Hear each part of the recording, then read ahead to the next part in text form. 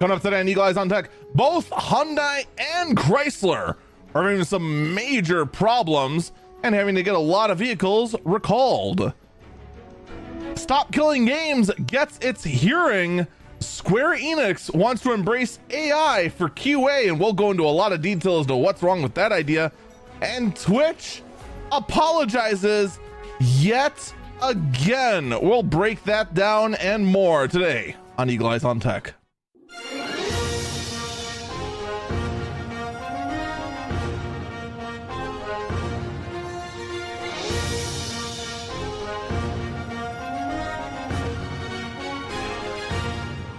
Good morning, good afternoon, good evening, North Sui. I'm good everybody. This is Eagle Eyes on Tech. I am Eagle Falcon. Got quite a few interesting topics to talk about today, though we are starting to finally see the wind down of tech news. It's already happening. And I got a couple of theories as to why. I mean, the biggest one being is that the holidays are right around the corner, and enthusiasm to go ahead and spend a lot on cool tech gadgets, which then creates news, is low. It doesn't help at all, though, that you also get companies like Hyundai that had a massive breach. The Hyundai IT services breach impacts roughly 2.7 million Hyundai and Kia owners. Now, already, I don't know about the rest of you. Hyundai and Kia, to me, they're like the Dell of cars. They're like the gold standard for mediocrity. What are they good at? What are they bad at? The Kias had that terrible security thing a while back, and a gang of idiots called the Kia Boys kept stealing Kias. That might be it, though. I think they fixed that. Like, you're talking about a company that's just like, they really do just exist in the car space, and you do a very good job of existing in the car space. However, there has been a breach and quite a lot of customer data has been acquired. Now, as far as we're aware at this time, the breach does not look to be significant. All signs point to getting unencrypted data, including customer first names only, last name initial, and at this time, number of times entered for service. Does that mean that's definitely all the hackers got? No. We are still in the early phases of this. They may, in fact, still have more info that we just don't know yet. This is still a very new story. There is actually some people are saying that exposed data includes social security numbers and driver's license. Okay, that escalated quickly. Never mind, this went from a nothing major to yikes.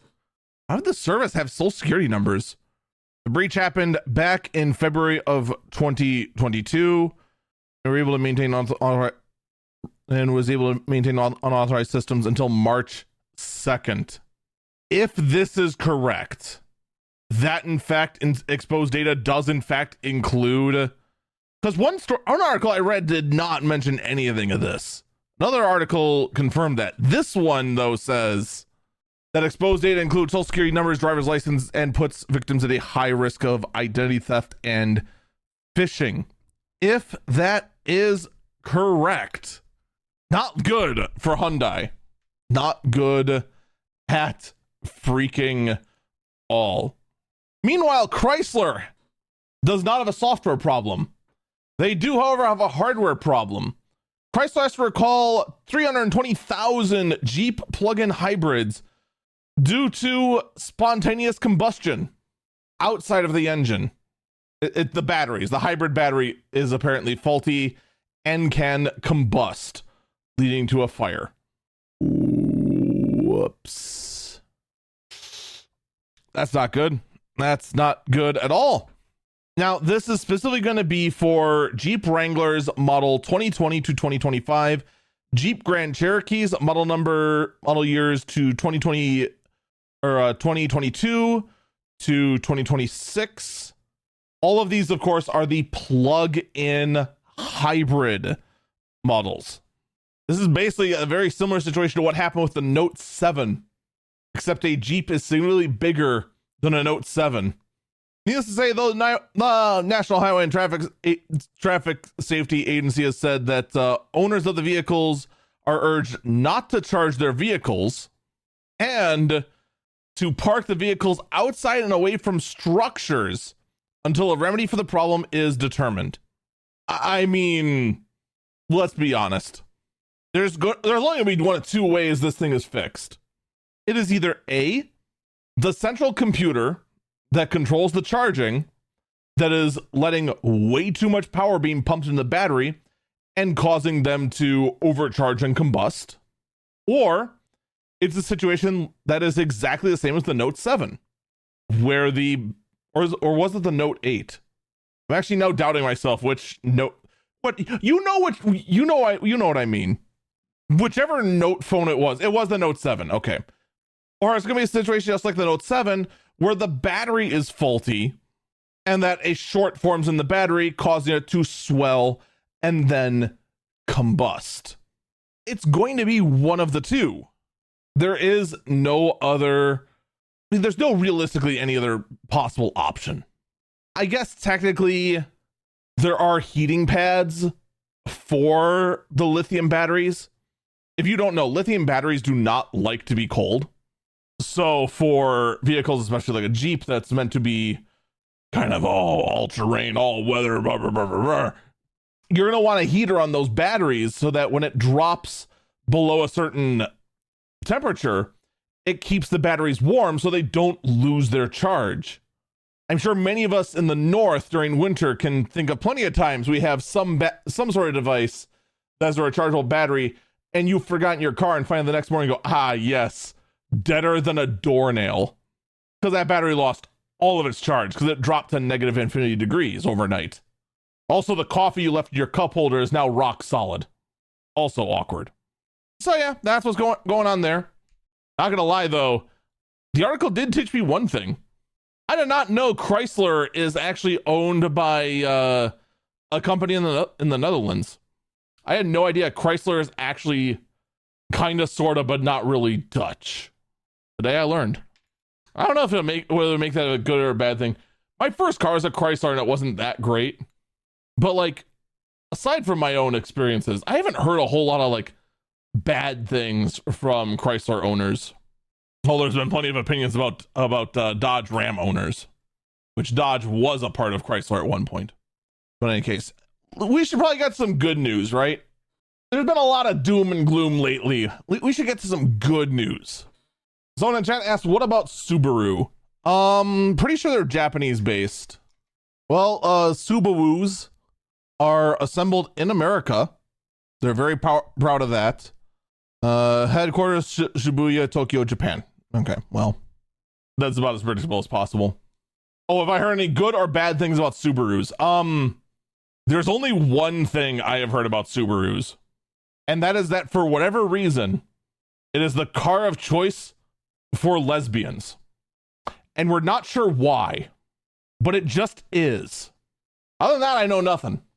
Not really a whole lot of, oh my God, they break down all the time, or, oh man, that thing's rock solid. They just exist for lesbians for some reason.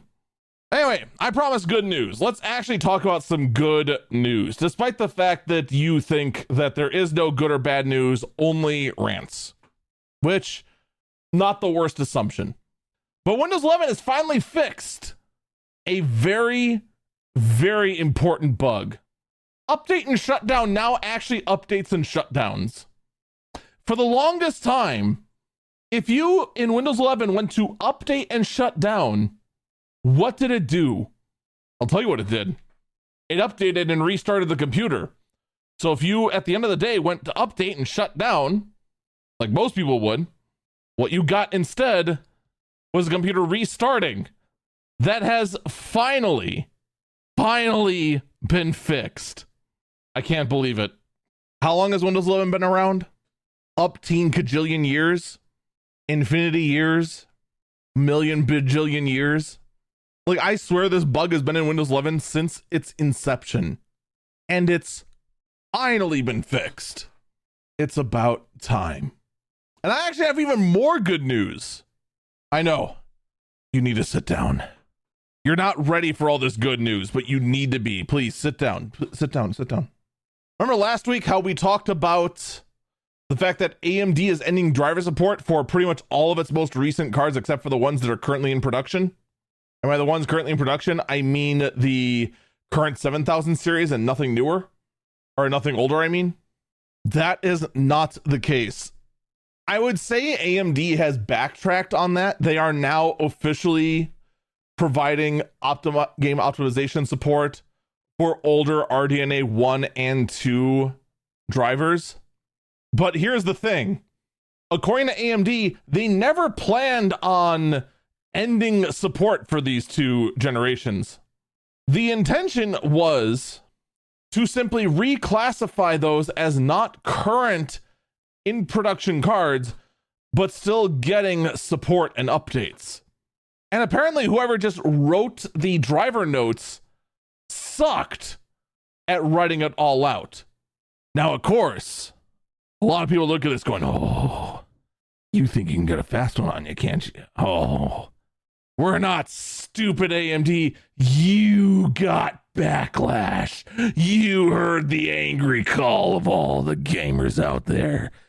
And you thought, oh, we'll never survive this. We better backpedal.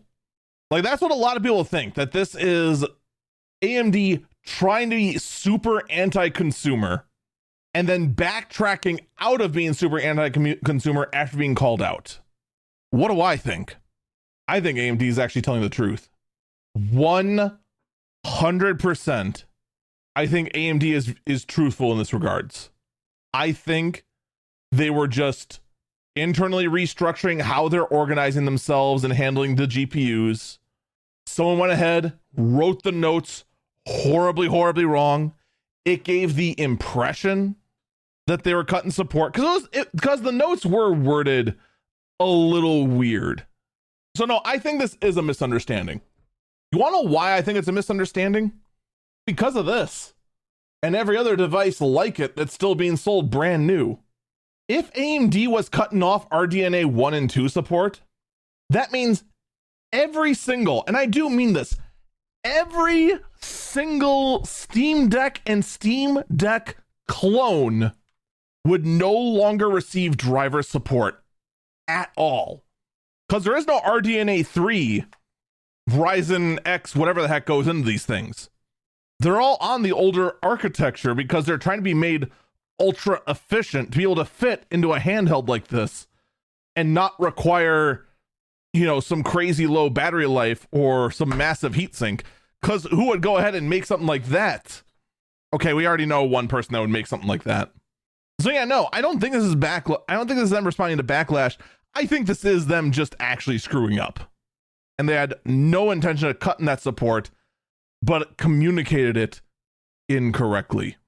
Because if they cut support, think about how quickly the next generation of handhelds would switch, and even the current generations would just switch to using an NVIDIA Intel combo and say, so what if the battery life's cut in half? At least server support will actually happen here. They do it in a heartbeat. So yeah, no, I think this actually is, I don't think it's backlash. I think it is, in fact, just miscommunication.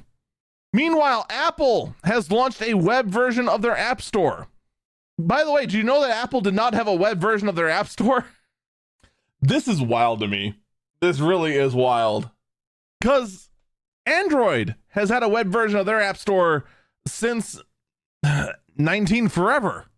I say that, though there's actually a decent chance Google killed their web-based Android App Store just because freaking Google, man. It's in their nature. The moment something's going good, they have to cancel it. Why? Who knows? They just do that. So yeah, good on you, Apple. App Store definitely will be helpful. In other oddball news, we're gonna get through a lot of stories very, very quickly here. Google has decided to go ahead and settle with Epic Games. So now The whole battle between Google and Epic has now been settled.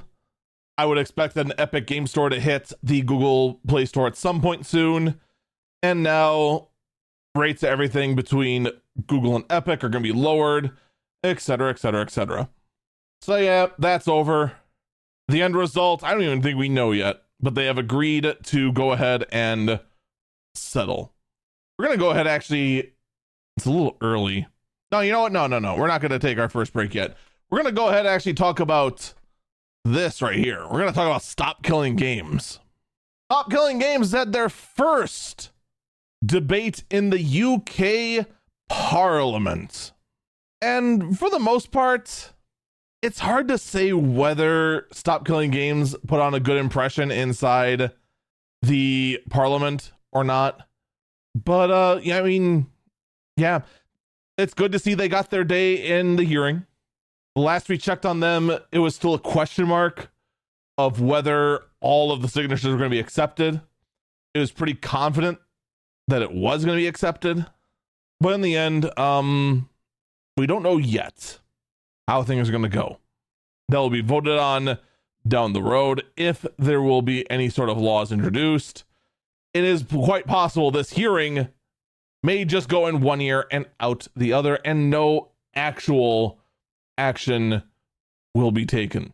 So for now, all we can do is wait and see what happens there. But that is a sign progress is happening. All right, now we're going to go ahead, take our first break here. When we come back, we need to talk about everyone's favorite topic in the whole wide world, AI. We'll be back.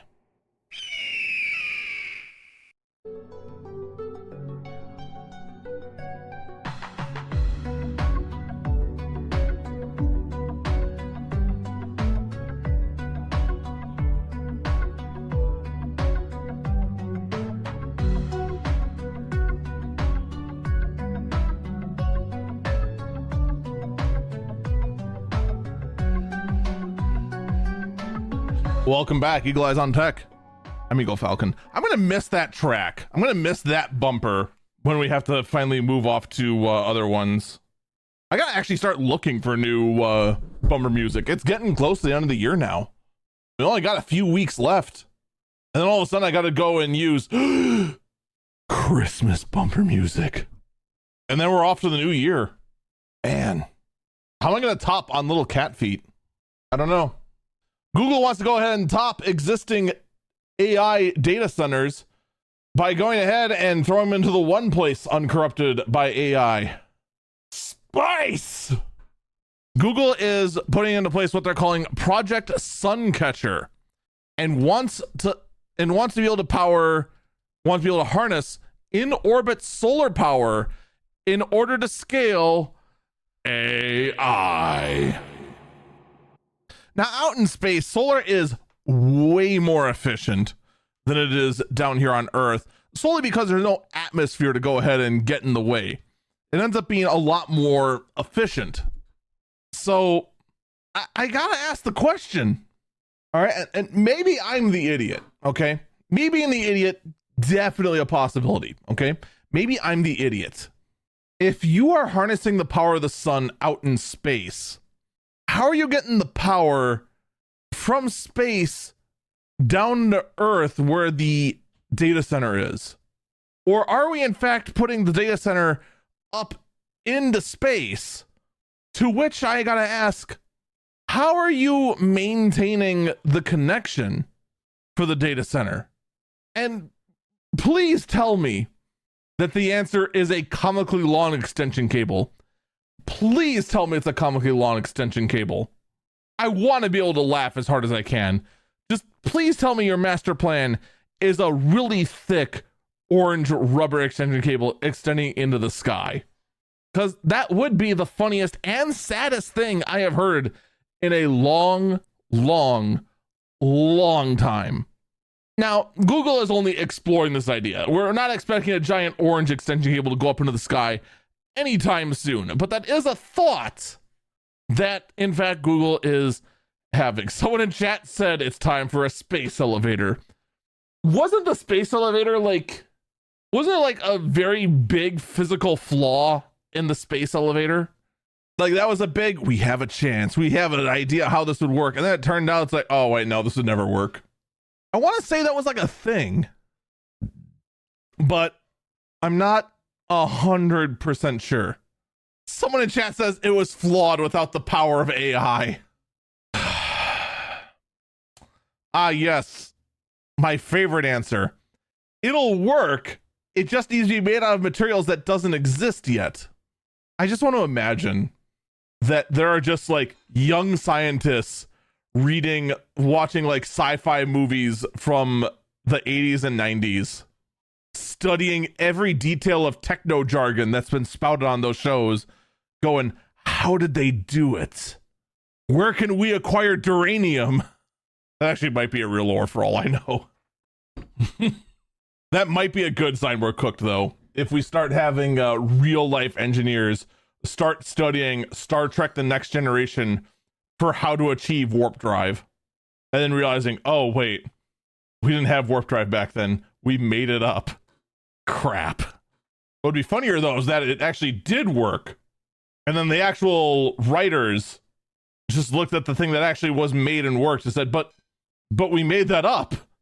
We made that all up. Why did that work? We made it all up. Kind of like the made up thought that eventually dating apps are just going to go ahead and find matches for you by scrolling through your camera roll and all the photos you've ever taken and using that in combination with the power of AI to find you a fantastic dating match. That is also the work of science fiction right there. And mildly creepy, not gonna lie. Thank God that doesn't exist though, right? Right? No, it's Tinder. It's the joke. The joke is that it is real. Tinder's doing it. Someone says there's an excuse to access data for training AI. We're very quickly starting to see, and it's already been going on for a while, but it's escalating more and more now. We are witnessing a war breaking out of all the different AI companies going through and trying their best to scrounge up all the data and prevent other models from accessing that data. Meanwhile, you're just like, there's pictures of my girlfriend's good bits on this phone. You ain't touching shit. My phone, piss off. Yeah. This is no. Like, no. Absolutely not. Like, what's even on my phone? How much on my phone would I be concerned with? Well, there is this picture of 3 workstations stacked on top of each other. Good luck figuring out what to do with that. Here, AI. Good luck figuring out what to do with this. Other than to know that I take apart computers. I dissect you clankers. All stacked on top of each other. Oh yeah, and then the flood pit and the flood damage. And then this stuff that they absolutely wouldn't want them to get a hold of, which is a picture of bank statements, a picture of a suspicious white powder all throughout the parking lot that I took to send over to management, pictures of a delicious breakfast, pictures of the inside of my mouth because I thought I saw something, pictures of a check, my driver's license, ceiling damage. Yeah, but you're not getting any of that. Nah, that ain't happening. But yeah, Tinder wants to go ahead and do that. Wants to go ahead and get access to your photo reel. They're calling it AI-powered chemistry, which, yeah, no. It's an excuse to get your data. That's all there is to it. Meanwhile, though, Apple is finally sick of trying to go ahead and, well, they're sick of Siri falling behind. Right now, when it comes to smart speaker assistances, as far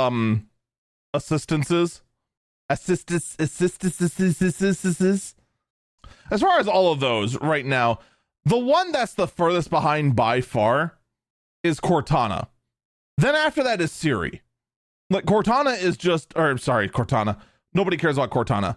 Siri is just worlds behind compared to the new Alexa Plus assistant, as well as Google's Gemini. which powers their new assistant. Someone in chat says Bixby. Bixby is not real. It can't hurt you. Is there anywhere that Bixby is a real player besides Korea? Like, honest question. Is there anywhere that Bixby has any kind of respect? Because I'm willing to bet the answer is no. None at all. But anyway, getting to my point. So Apple needs to go ahead and make a move to get Siri caught up.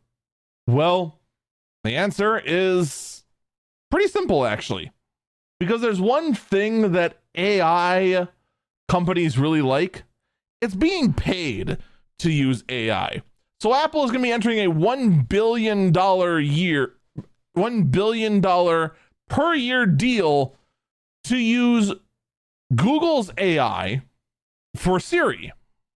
The deal is not finalized yet, but when it is, you can just assume that, yeah, your that whole smart Siri you were promised 2 years ago, yeah, it's to be Google powered.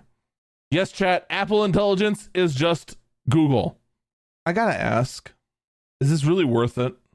Like, I'm not much of a fan of AI to begin with, and it's mostly just because AI has yet to impress me in a consistent manner.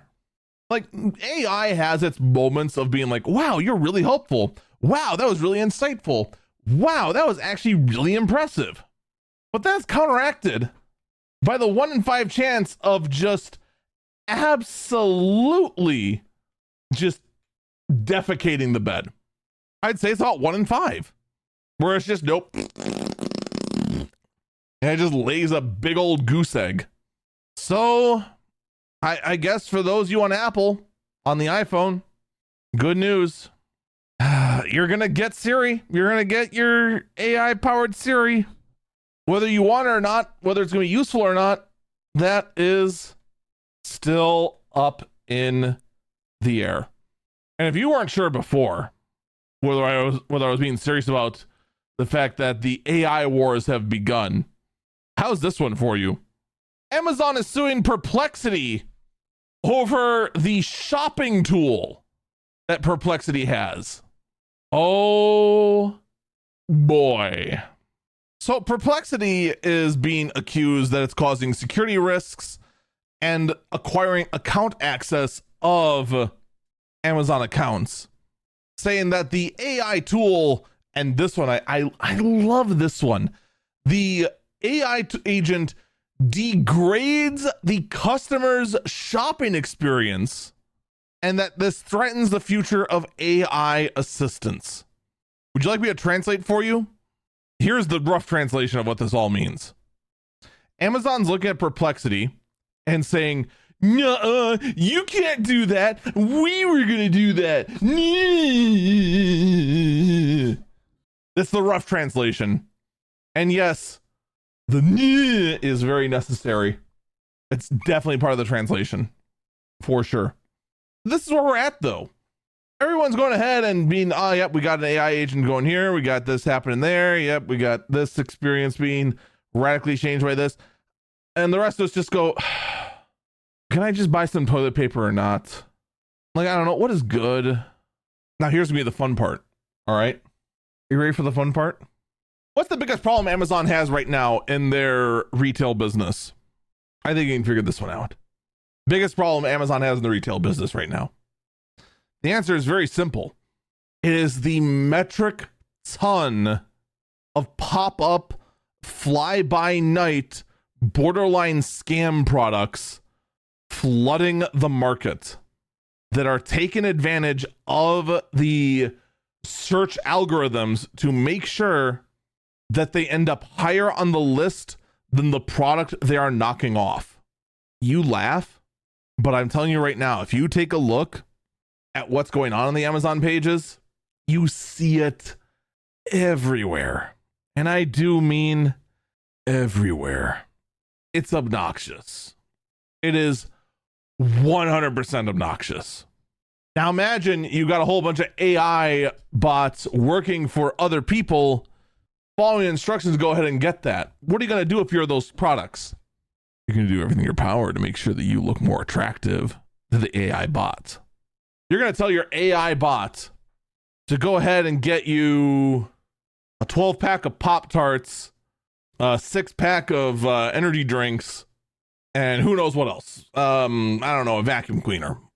You're going to end up with a box of toaster treats, a 6-pack of Red Balls, and a vacuum cleaner that has about the same suck power as my mouth.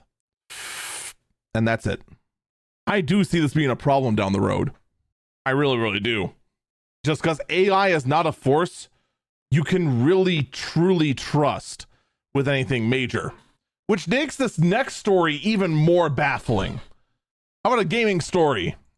Well, unfortunately, it's bad news. Square Enix has laid off a large chunk of its Western labor force, wanting to go ahead and focus all their development in their own Japan-based studios. Which, it's a shame, but I get. The Western divisions of EA have been struggling for the past forever. It's shocking, but not surprising, unfortunately. And it kind of just is what it is. What's shocking and a horrible decision, though, is the fact that Square announced during their earnings report they want 70% of their quality assurance work done by AI by 2027. Developers already say that those that use AI for their work end up spending more time checking over the AI work and correcting the AI work than they would have spent just doing it themselves. I imagine there is a decent amount of work that can be done by AI in the terms of QA, going through and automating, making sure that every single option in a dialogue tree functions correctly. I can see that. But 70%? I think it's a terrible decision. I really do. Square already doesn't really have like the best QA out there. All right. Like there's been, any fan of Square Enix can already tell you a decent sized list of games where quality, where QA or any sort of balanced designers never touched an encounter, because it is just a massive difficulty wall that just exists in the middle of the content that can barely be cleared. There's been plenty of Square games that just have that. So now when you already have flaws like that happening when handled by someone with, what do you think the odds are that stuff's going to be hit by the AI? The odds are not looking great, unfortunately. And I wish that wasn't the case, but you got to go ahead and say, this doesn't look good. This doesn't look like a great option, but lo and behold, it's the option they're going with, for better or for worse.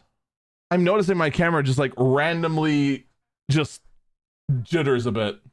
I thought it was just me. Up right there. Anyway, not getting distracted by that at all. I'm hoping that's just in the preview and I just look like a crazy person. That everything actually is smooth and the preview window is just a little jittery, which is a distinct possibility. That actually might be likely. Anyway, I digress. Meta! All you can do is just sigh. Meta. The artist formerly known as Facebook has been exposed for utilizing scam ad profits to fund all of their AI development. You know what the worst part is? This is not going to hurt them.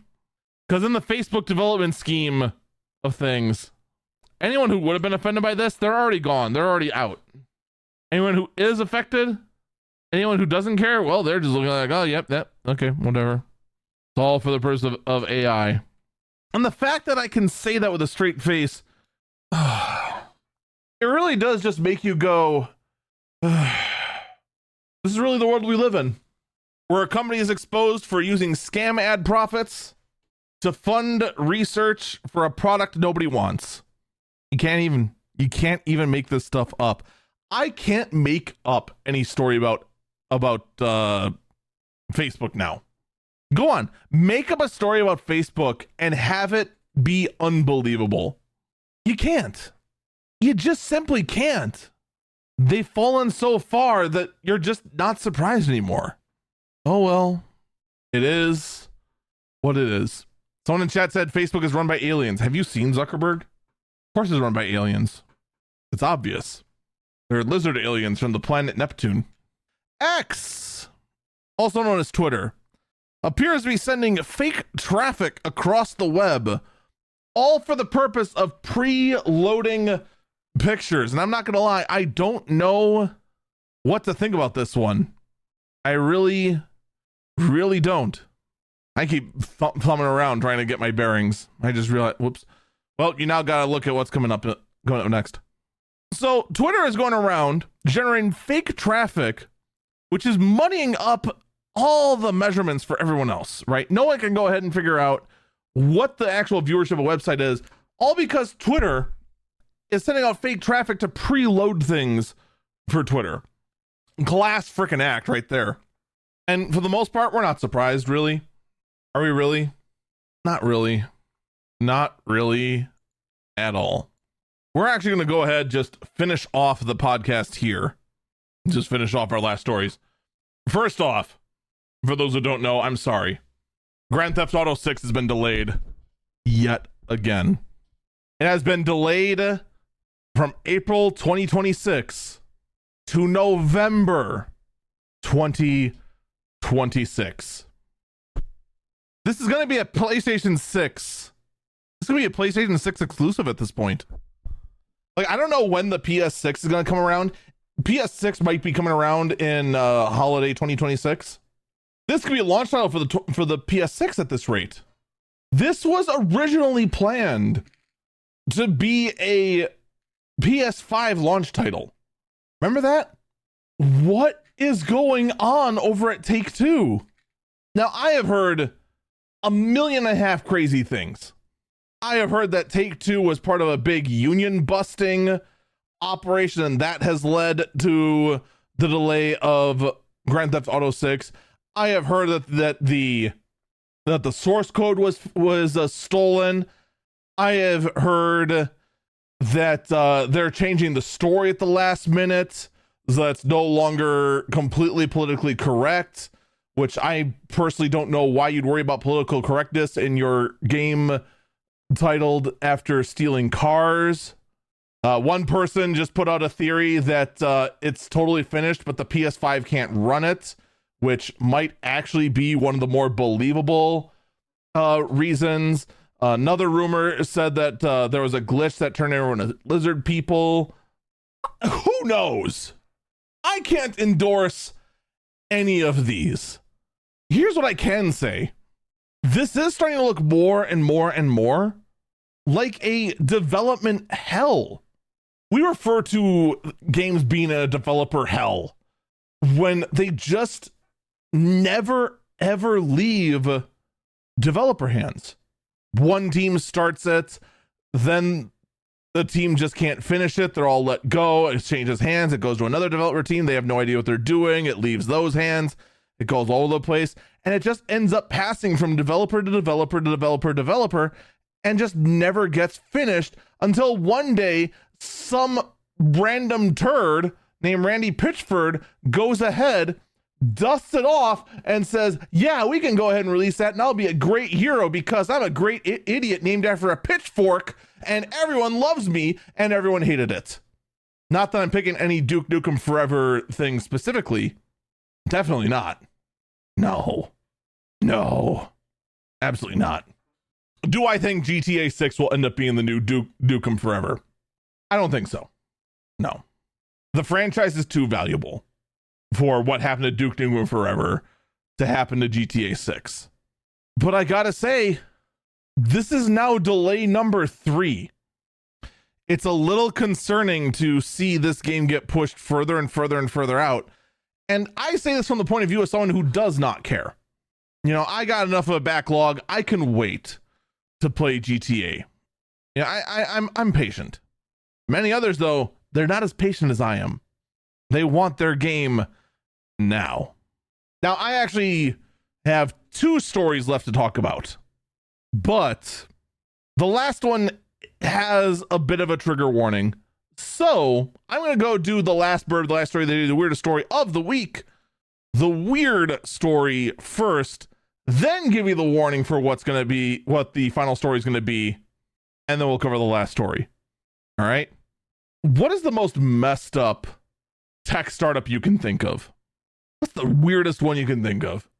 A wise person would say, I literally can't think of anything. It's going to be way too bizarre. How about a startup that I want to say this actually was the plot of a Simpsons episode? The California-based startup Reflect Orbital aims to build a swarm of 4,000 giant mirrors in low Earth's orbit to sell sunlight to customers at night. If you want to know who wins the most dystopian article or news headline of the week, these guys win the award. This is the most dystopian thing I have ever heard.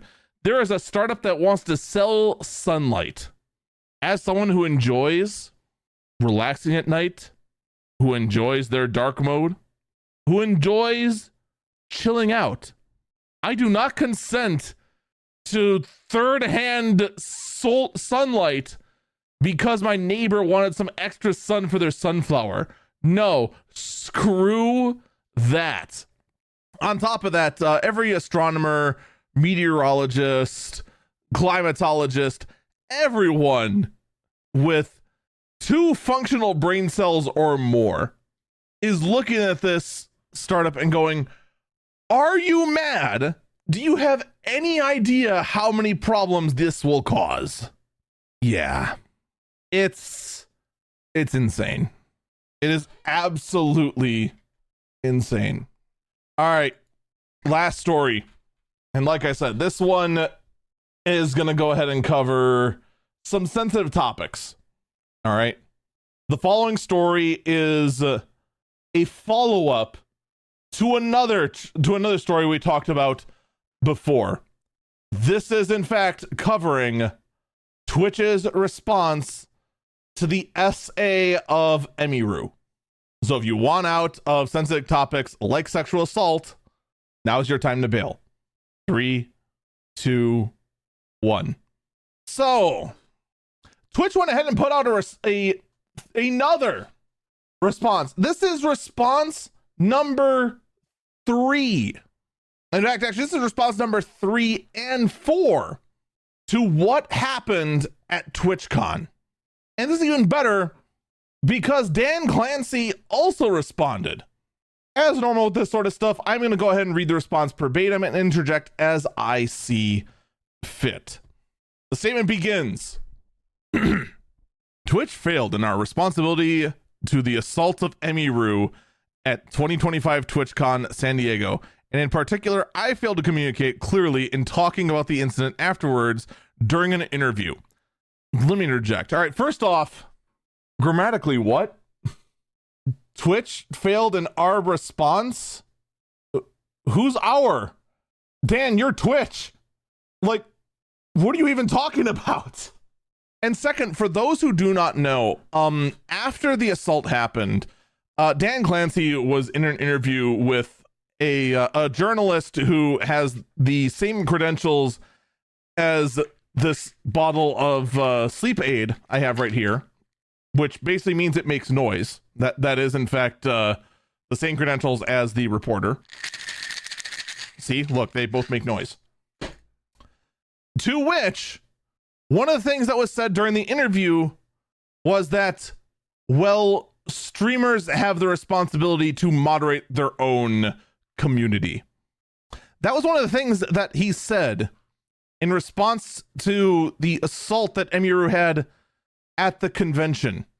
This was 2 weeks ago, by the way. The statement continues. I do not believe, and in no way intended to suggest that Emiru had any responsibility whatsoever for the incident at TwitchCon.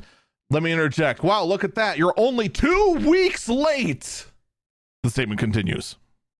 I have a great deal of empathy for what creators such as Emiru have to deal with every day.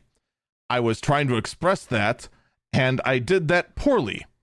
I am sorry to let you down, Amiru, and I'm sorry, Twitch, and I'm sorry Twitch let you down. We appreciate all that you have done over the years on Twitch, and we are committed to continue to improve our TwitchCon security processes and communications so that we can show up better for you and all of the creators moving forward. That is the direct response on Twitter from Dan Clancy. Here's the thing, though. Amiru's sexual assault is not the first one. There have been multiple other ones. They just weren't caught on camera. That's why this one is so high profile, because it was so blatant and that there was so much video evidence to show that the security at the anime convention I go to in Milwaukee far exceeds the security that TwitchCon has in San Diego. No one was there.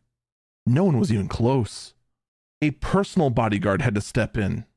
And again, this isn't the first time. And it's not like this convention has been running smoothly for a long time.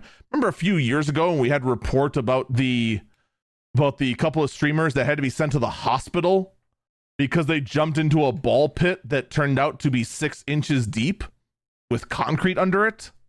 Remember that? I'm sorry. I don't trust anyone over at TwitchCon to go ahead and do anything competently. Because all we've seen out of TwitchCon is incompetence after incompetence after incompetence after incompetence. But I'm not done. Because Twitch put out a statement as well. We have the double whammy. Ooh, we had to get one out of the CEO and out of the @Twitch Twitter handle. Same with Dan Clancy. I'll read it verbatim and then also interject as needed. The statement from Twitch reads as follows. We wanted to follow up on a post we recently made about a security incident at TwitchCon San Diego. As many of you know, at the 2025 TwitchCon San Diego event, one of our talented creators, Amiru, was assaulted by an attendee at a meet and greet event. Although Twitch works very hard to keep TwitchCon attendees safe and prevent incidents like this from happening, we failed both things in this case. Let me interject. You have failed countless times.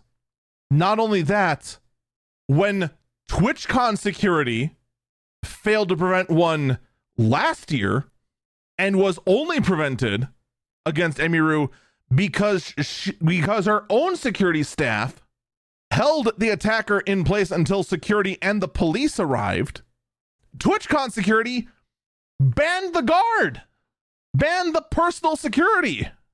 But the actual incident here, the actual assaulter, the first thing Twitch did, for reasons that cannot be explained, was nothing. They didn't even eject the attendee. They initially said they were going to give the attendee a 30-day ban on the Twitch website, which is irrelevant. Eventually, after being pressed by Amiru's management, Twitch then agreed to indefinitely suspend the guy.